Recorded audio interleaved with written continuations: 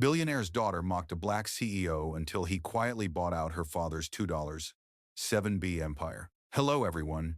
Before we begin today's video, I need your help. We've noticed that the channel is losing traction, and subscribing is one of the best ways you can help us. It's quick, free, and allows us to continue bringing you great content. Your support means everything. Let's keep this channel growing collectively. Where are you watching from? Drop your city or country in the comments below. Thank you very much. Now, let's get back to the story. You don't belong here. The chandeliers hummed above the ballroom, spilling gold light over marble floors and champagne laughter. It was the annual Harrington Investment Gala, where old money met new arrogance. At precisely 8:42 p.m., the laughter cracked like glass. "You don't belong here," said a voice sharp, amused, and merciless. Heads turned. Olivia Harrington, 27, heiress to a $2.7 billion empire, pointed across the room at the only black woman standing alone near the entrance. Her name was Amara Reed. No entourage, no jewelry, no label that screamed wealth, just a crimson-wrapped dress and a quiet presence that unsettled the room. Olivia smirked. "I mean, look at her. Did catering change uniforms?" And it's the Rotter did. The crowd chuckled, those shallow, nervous laughs people use to prove they're on the safe side of power. Amara didn't move, didn't blink. She adjusted her phone to her ear, voice soft but precise. "Confirm the transfer," she said. A pause. "Pull the 2.7. Now." No one heard the number except the man on the line, her CFO, but the tone carried. Calm. Final. Olivia tilted her head. "Oh, she's calling security. Cute." Her friends laughed harder. One handed Amara an empty glass. "Since you're already up, sweetheart."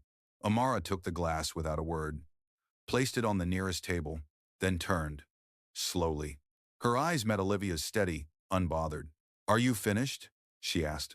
That silenced even the laughter. The band missed a beat. Waiters froze mid-step. Somewhere a champagne cork popped like punctuation. Olivia scoffed, filling the air with brittle confidence. "People like you always think money makes you equal." Amara tilted her head slightly. "No," she said. "Money doesn't make us equal. Character does." Before we continue, where are you watching from? Drop your city or country in the comments below. And if you believe in dignity and justice, hit like and subscribe. These stories spark change, and we're glad you're here. Now, back to Amara. Because at that exact moment, a young reporter from Forbes Next Gen lowered her drink and hit record. She could feel it, that something historic was about to unfold. Olivia leaned closer, voice dripping with superiority. "This section is for investors only." Amara's reply was barely above a whisper, but it sliced through the music like a knife. "Then you might want to check who just bought your family's shares." The laughter died. Completely. Olivia blinked. "Excuse me?" But Amara had already turned away, phone still to her ear, eyes calm, posture unshaken. In a room full of power, she was the only one who didn't need to prove it. For a few long seconds, silence felt heavier than chandeliers. The kind that makes people suddenly aware of their posture, their words, their masks. Olivia Harrington's smirk faltered just enough to show she hadn't expected resistance. "Bought my family's shares?" she repeated, her tone dancing between disbelief and laughter. "Sweetheart, my father owns this company." Amara didn't turn. She walked deeper into the ballroom, slow, deliberate, the click of her heels louder than the jazz band that tried and failed to restart the mood. Every step drew eyes, some curious, some confused, some calculating. A man in a navy suit intercepted her path. "Ma'am, the VIP section is restricted," he said, voice official but unsure. He worked security, the kind who followed orders but hated uncertainty. Amara met his gaze, calm as a still lake. "Then you might want to ask who restricted it." The man hesitated, eyes flicking to Olivia for direction. She gave a dismissive wave. "She's no one. Escort her out before she embarrasses herself." Embarrassment, that word floated between them like a dare. Amara's phone vibrated once. She glanced down. A message from her assistant. "Protocol H7 initiated. Ownership confirmation pending." She exhaled slowly. Timing, she thought, was everything. Across the room, the Forbes Next Gen reporter Maya Chen was whispering to her cameraman. "Record everything," she said. "Trust me. We're witnessing a story about to flip." Olivia sipped her champagne, pretending not to care. "You know, she said loudly enough for others to hear. There's something inspiring about watching people dream beyond their limits. Laughter bubbled again. Fragile. Practiced. Amara turned toward her, not with anger, with clarity. The only limit I see, she said, is how far you think your last name will carry you. A murmur swept through the guests. The banker from Westmore Capital raised an eyebrow. The PR director of Harrington Group looked suddenly very interested in her phone. Olivia's jaw tightened. Security, she said again, sharper this time. But before the guard could move, another man approached, older, silver hair, crisp gray suit. The kind of presence that made even the loudest rooms go quiet. Miss Reed? He asked softly. Malcolm West. We spoke over email this morning. Every whisper stopped. Olivia blinked. You know her? The man nodded. Of course. She's the new controlling partner we've been finalizing with. The color drained from Olivia's face. The champagne flute in her hand trembled, spilling gold liquid down her wrist. Amara gave a small nod. Good evening, Mr. West. Let's proceed. Proceed? Olivia echoed. Proceed with what? Amara finally looked at her fully, directly. With finishing what your arrogance started, she said. And for the first time that night, no one laughed. The music faded. Conversations died mid-sentence. Power, unseen but absolute, shifted in the air. Olivia stepped back, whispering, Who are you? Amara's voice was calm. Someone you should have treated with respect before you needed to. The ballroom, once radiant with chatter and self-importance, dimmed into a hush thick enough to taste. The waitstaff froze mid-motion. The jazz trio in the corner missed another cue. Only the hum of air conditioning dared move. Olivia Harrington stood there, every inch of her posture unraveling. Her confidence, once lacquered in privilege, began to crack. This is ridiculous, she said, forcing a laugh that didn't land. There's no way she wants to. Owns your father's company? Amara finished softly. No, not yet. But by the time dessert is served, ownership will have changed hands. The words dropped like stones into still water. Ripples of shock spread across every face. Malcolm West, the gray-haired investor, cleared his throat. If I may, he said, his voice firm yet respectful. The paperwork was finalized this morning. The Harrington Group has accepted Reed Holdings' acquisition proposal. Effective tonight. Phones lit up instantly. Notifications pinged like tiny explosions. Stock tickers updating. Financial feeds pushing breaking alerts. Reed Holdings acquires Harrington Group $2. A 7B deal. A gasp rippled through the ballroom like a gust of wind. Olivia's breath hitched. No, that's not possible. Amara's eyes didn't waver. Everything is possible when you underestimate the wrong person. A waiter, clearly unsure what to do, approached with a tray of champagne. The glasses rattled slightly from the tremor in his hand. Amara took one calmly, turned to Olivia, and lifted it slightly in a silent toast. To humility, she said. The crowd didn't cheer. They just watched, some ashamed, some impressed, some quietly recalculating their alliances. Then came the footsteps, deliberate, slow, echoing, the kind that made every head turn before the man even appeared. Richard Harrington, founder and patriarch, strode in wearing a black tuxedo and a frown carved from authority. What's going on here? He demanded. His gaze found Olivia first. Why are there reporters filming my event? Olivia pointed with trembling fingers. Her! She's claiming she bought us. She's lying. Richard turned, eyes narrowing at Amara. Who are you? Amara smiled faintly. The woman who just wired your debt out of existence and in doing so, bought the company that created it.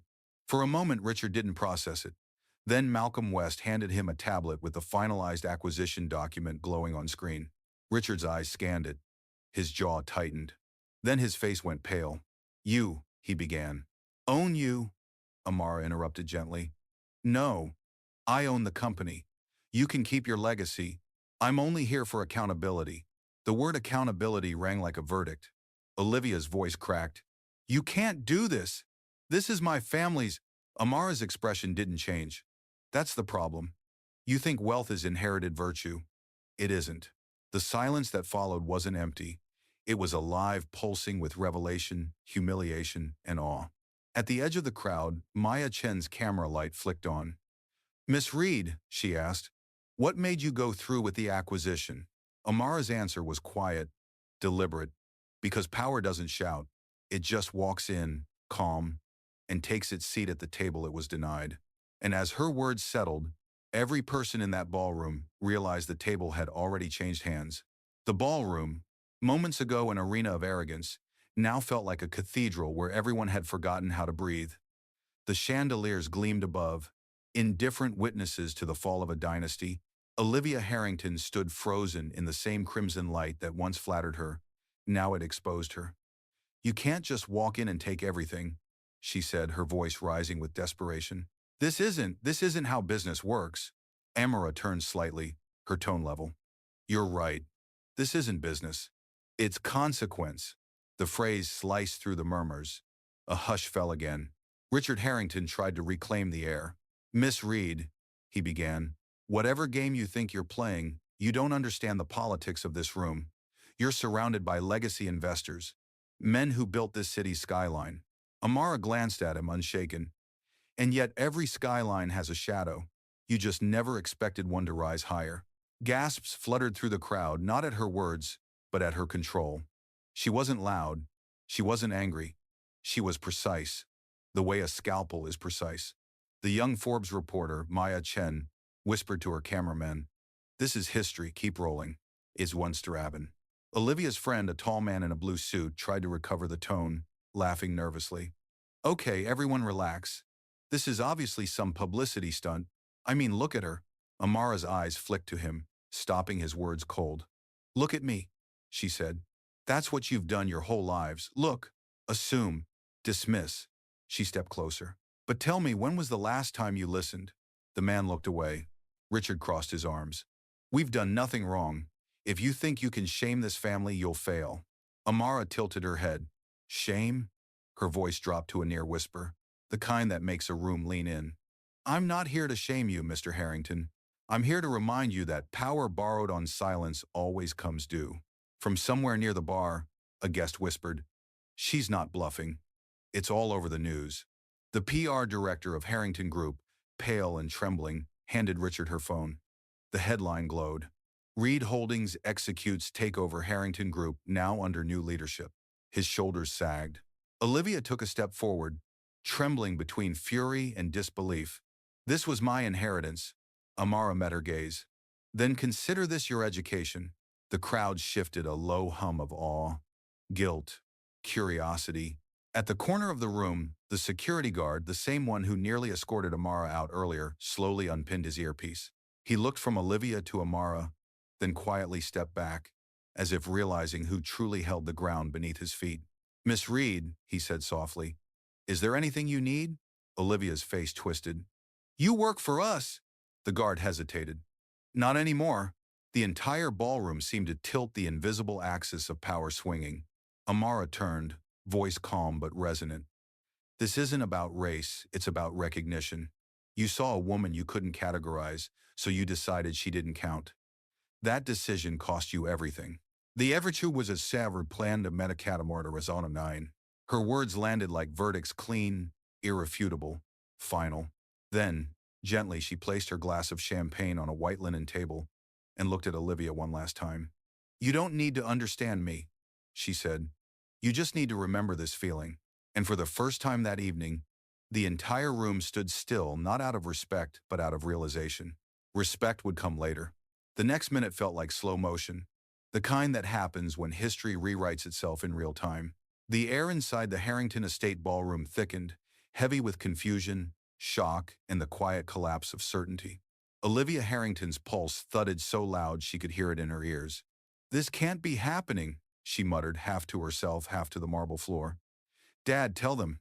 Tell them she's lying." Richard didn't answer. He was still staring at the tablet in his hands, the contract, the wire confirmations, the signatures bearing his name and hers. Everything was real. Everything was legal. And everything was gone. Amara Reed didn't gloat. She didn't smirk. She stood still, spine straight, the faintest reflection of the chandelier dancing across her eyes. When she finally spoke, her voice was soft but merciless. "Power doesn't disappear," she said. "It transfers."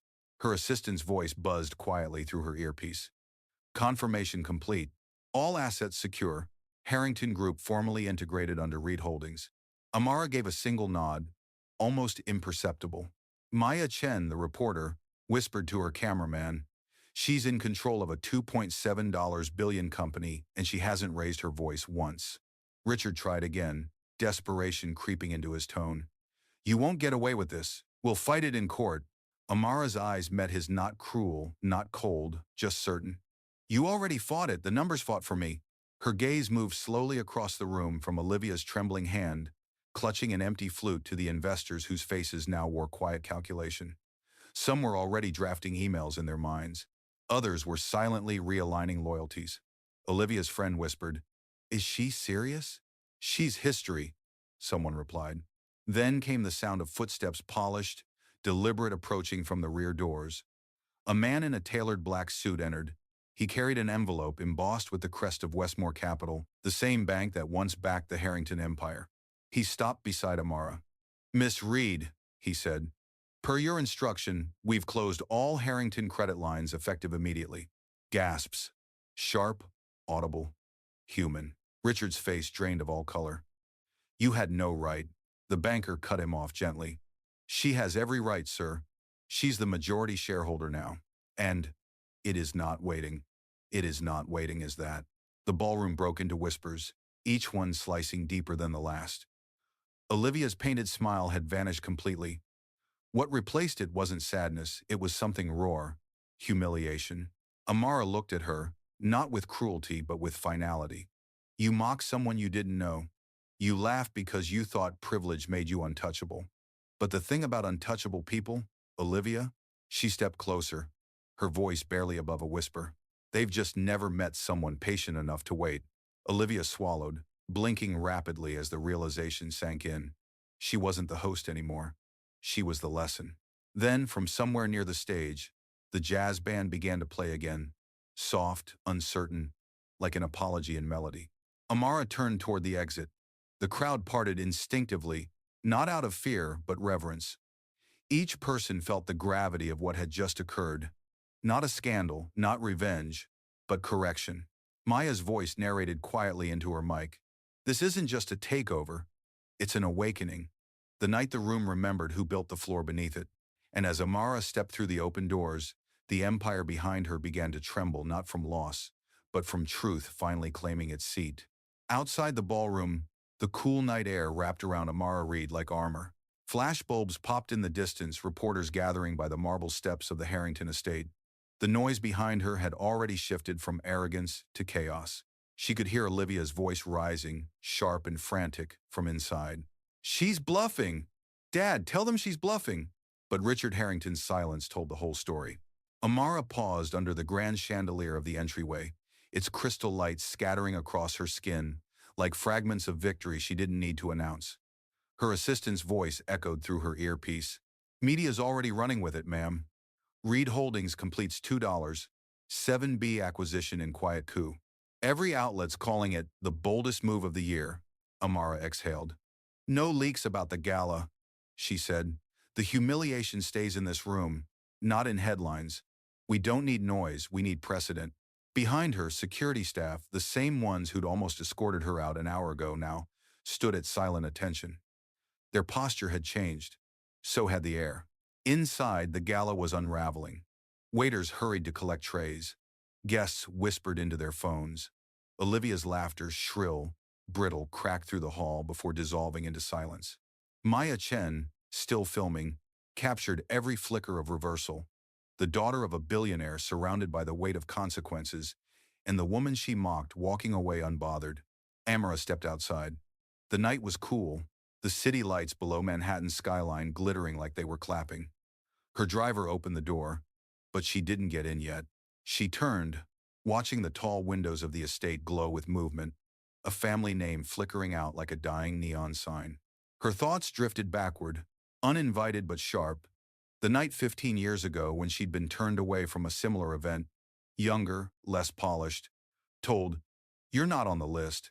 She remembered standing in the rain, holding a portfolio that no one bothered to open. That night had burned something permanent into her, not anger, but focus. "Ma'am," her assistant said gently through the line, Your statement for the board review, would you like me to send a draft? Amara smiled faintly. No statement, she said. Just send the message. We conduct ourselves with silence, not spectacle. Back inside, the Harrington's empire continued to crumble under the quiet efficiency of paperwork and protocol.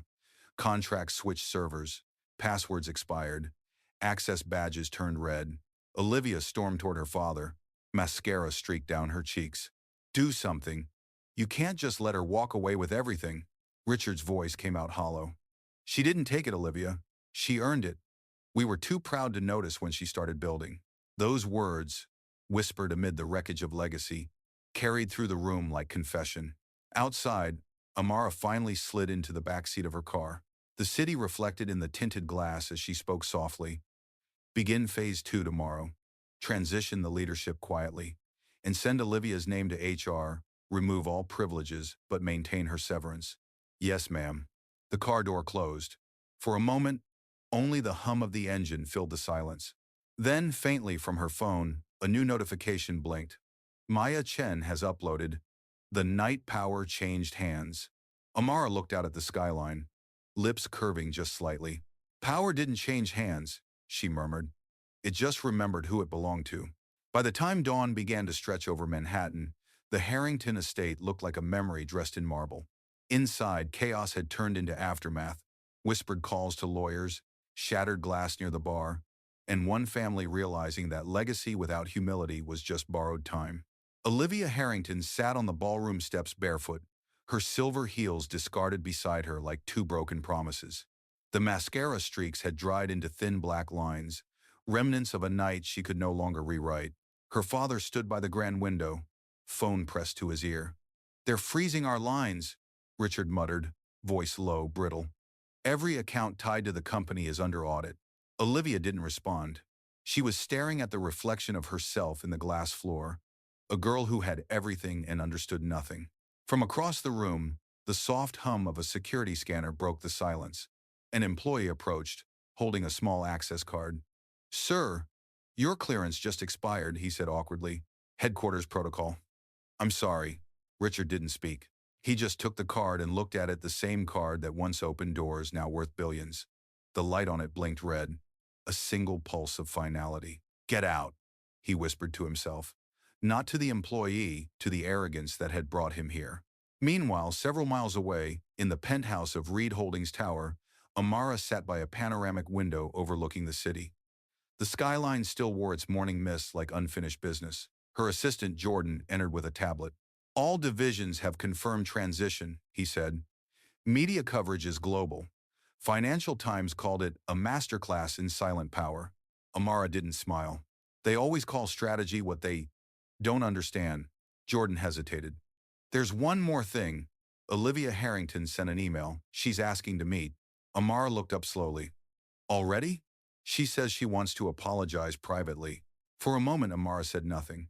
She traced the edge of her coffee cup with one finger, thinking not about Olivia's apology, but the system that had raised her to believe remorse was currency. Schedule it, Amara said finally. But not here. The setting matters. Jordan nodded. Where should I arrange it? It is $50. Amara's eyes moved toward a framed photograph on the wall, an image of a small cafe in Brooklyn, the first place she'd ever pitched a startup idea and been laughed out of the room. There, she said. Let her walk into a space where I once wasn't welcome. Jordan paused, understanding dawning. Understood, ma'am. When he left, Amara allowed herself a single exhale, quiet, measured. The victory didn't taste like triumph. It tasted like balance restored. Back at the estate, Olivia's phone buzzed. The reply came through. Meeting confirmed. Tomorrow, 10 a.m. Red Cafe, Brooklyn. Olivia stared at the message. Her reflection in the cracked mirror of her compact case looked like a stranger's, a woman about to face the person she once called no one. She whispered under her breath, almost like a confession. Maybe I needed to lose everything to finally see who she is. And miles away, gazing at the skyline that now bore her name, Amara murmured to herself, No, Olivia. You needed to lose everything to see who you are. The city kept waking. Deals would be made. Stories would be spun. But one truth had already been written into its steel and light power. When silent, always leaves an echo. Morning sunlight cut through Brooklyn's glass storefronts, soft and forgiving, like the city was pretending not to remember what had happened the night before. The Red Cafe was already awake, quiet jazz spilling from old speakers, the smell of espresso thick in the air. Amara Reed sat at a corner table by the window, her tablet closed, her phone face down. She wasn't here for numbers. She was here for a conversation that power alone couldn't deliver. At 10:03 a.m., Olivia Harrington walked in. The same woman who once stood above her in that glittering ballroom now looked smaller, not physically, but in spirit. Her designer coat hung awkwardly from her shoulders, her hair unkempt, her expression unshielded for the first time in years. She hesitated at the door, scanning the room as if hoping no one would recognize her. But this was Brooklyn, the kind of place where people had their own battles to fight. No one cared who she used to be. Amara didn't stand. She simply gestured to the seat across from her. Olivia. Olivia sat slowly, hands trembling just enough to make the coffee cup rattle against the saucer. You chose this place on purpose, she said. Didn't you? Amara's eyes softened. Yes. 15 years ago, I was turned away from this same cafe. They thought I couldn't afford to sit here. I promised myself I'd come back one day on my own terms. Olivia looked down. And now you own it? Amara shook her head. No, I just don't need to. The silence between them was fragile, but it wasn't empty. Olivia finally whispered, I was cruel to you. I don't even know why. You didn't do anything to me. You didn't need a reason, Amara replied gently. You had permission, Olivia blinked. Permission? From a world that teaches people like you to mistake comfort for character. The words landed softly, not as a rebuke, but as a truth Olivia couldn't dodge. For the first time, Olivia didn't defend herself. She didn't reach for excuses. She just nodded slowly, tears welling without drama. You could have humiliated me back at the gala, publicly. You didn't. I don't need to, Amara said. Humiliation is loud, power is quiet. Outside, a delivery truck rumbled past. The sound filled the pause that followed. Olivia swallowed hard. I want to make things right. Tell me how. Amara leaned forward. Start by listening. To people you never noticed. To stories that don't sound like yours. The rest will come. Olivia nodded again, quieter this time. You won't forgive me, will you? Amara's gaze softened. Forgiveness isn't mine to give. Growth is yours to earn. The weight of those words settled in like gravity rediscovered. After a long moment, Olivia reached into her bag and pulled out a folded newspaper, the morning's Financial Times. On the front page, the quiet takeover that shook Wall Street. Amara's photo filled half the cover. I saw this, Olivia said, her voice breaking. And I thought, that should have been my lesson years ago. Amara looked at the headline, then at her. Then let it be your first one today. They sat in silence. Two women divided by history but connected by consequence. When Olivia finally stood to leave, she whispered, I used to think power was inherited. Now I know it can walk in wearing red. Amara smiled faintly, the same calm smile she'd carried through the storm. And it doesn't need permission to sit down. As Olivia stepped out into the Brooklyn sunlight, Amara turned her tablet over again, not to check her empire, but to close the chapter that arrogance had written and dignity had finished. The door of Red Cafe closed softly behind Olivia Harrington, leaving Amara Reed alone with the sound of slow jazz and the hiss of steaming milk. For the first time in months, there was no phone vibrating on the table, no boardroom waiting, no calendar blinking red. Just quiet, the kind of quiet she had built her entire empire chasing. Outside, Olivia paused on the sidewalk. A delivery truck passed, carrying the new Reed Holdings logo on its side. She watched it go, her reflection ghosted in its glossy paint. That was her father's world once, she thought. Now it belonged to someone who never needed his permission to enter it. Back inside, Amara's assistant Jordan arrived with a thin folder. He hesitated when he saw the look on her face. Not anger, not triumph, just reflection. It's done, he said. The transition team finished signing the new board members this morning. Every position confirmed under your terms. Amara nodded slightly. Good. There's also an invitation, Jordan added carefully. From the Global Women in Finance Summit. They want you to keynote next month. Amara gave a faint smile. They didn't want me last year. No, ma'am, Jordan replied. Last year, they didn't think you'd fit their image. She laughed quietly, not bitterly, but knowingly. Now their image fits mine. Jordan lingered, studying her expression. Do you ever feel sorry for them? Amara tilted her head. For Olivia? For all of them, he said. People who think success is a birthright. Her eyes drifted toward the cafe window, where the reflection of the city shimmered like a living timeline, the skyline she'd once dreamed of touching, the empire she now controlled. I don't feel sorry, she said slowly. I feel responsible. Jordan frowned slightly. Responsible? It is Habentem. It is set on and in the will. Every victory carries a duty, she continued. If all I do is replace one form of arrogance with another, then I've learned nothing. Real power isn't about owning the room, it's about changing what happens when you leave it. Jordan nodded, absorbing her words. And what happens next? Amara reached for her coffee, thoughtful. We'll rebuild Harrington Group from the inside out, new leadership, new culture, equal pay audits, community reinvestment. She paused. And we'll rename it. Jordan raised an eyebrow. Rename it? Yes, she said. Harrington carries too much history, too much noise. From now on, it'll be Rhea Capital after my mother. The woman who worked 3 jobs so I could sit at the tables they said weren't mine. Jordan's voice softened. She'd be proud. Amara looked out the window again, eyes tracing the city skyline like a pulse she could finally hear clearly. She already was, she murmured. Her phone buzzed once a news alert from Forbes. Reed Holdings CEO declines TV interview. I don't need to explain my power. Amara smiled faintly, then locked the screen. Let them keep talking. The world's loud enough. Jordan gathered his papers, but before he left, he hesitated. Miss Reed, one more thing. Olivia Harrington posted something online an hour ago. Amara looked up. What did she say? Inesses wanna same they belighted have. He read from his tablet. Some lessons come wearing red. For a moment, neither of them spoke. Then Amara said quietly, Good. Maybe this time, the lesson will outlive the moment. She finished her coffee, left a generous tip on the table, and walked out into the morning light, the sound of the city rising to meet her, the echo of a chapter closing not with applause, but with balance. The woman they mocked had not just bought an empire. She had rewritten the definition of legacy. By evening, news of Raya Capital had swept across every major network. Anchors called it the most elegant takeover in modern finance. Hashtags trended. Commentators debated. But Amara Reed didn't watch any of it. She stood alone on the balcony of her penthouse, barefoot, a glass of wine in hand. Below her, the city pulsed alive, relentless, unbothered. Her assistant's voice came softly through the intercom. The board wants a statement, ma'am. Something public. Amara smiled faintly. Tell them silence is the statement. A breeze lifted the sheer curtains behind her. From somewhere in the distance, she could hear faint clapping, not real applause, but the city's heartbeat echoing through steel and light. She whispered to herself.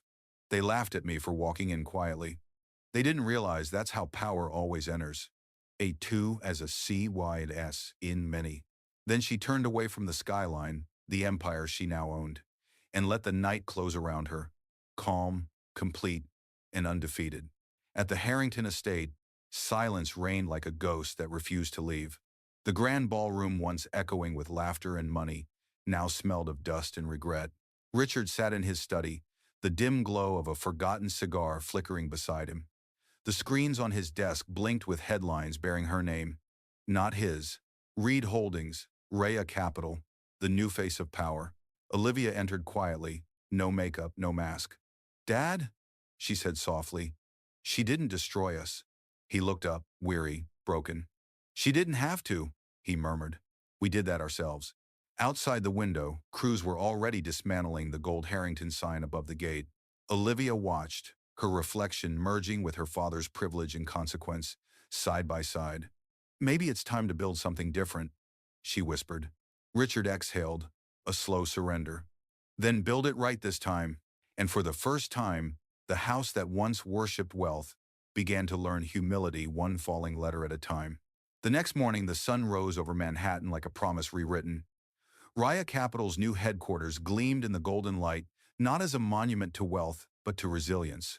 Amara Reed walked through the lobby, quiet as always. Employees paused, greeting her with a respect that didn't come from fear, but recognition. She nodded once, a silent pact. We build differently here. At the press entrance, cameras waited. A journalist called out, Miss Reed, do you have a message for those who doubted you? Amara stopped, turned slightly toward the crowd, her voice calm, steady, cinematic. I don't owe anyone a message, she said. The work speaks louder than my name ever could. Flashbulbs erupted, a chorus of light chasing a woman who never needed a stage. As she entered the elevator, her reflection split across the mirrored doors. The woman they once dismissed, now the one rewriting how power should look, sound, and move. And with a quiet smile, she whispered the final line to herself. I didn't shout to change the world, I just showed up.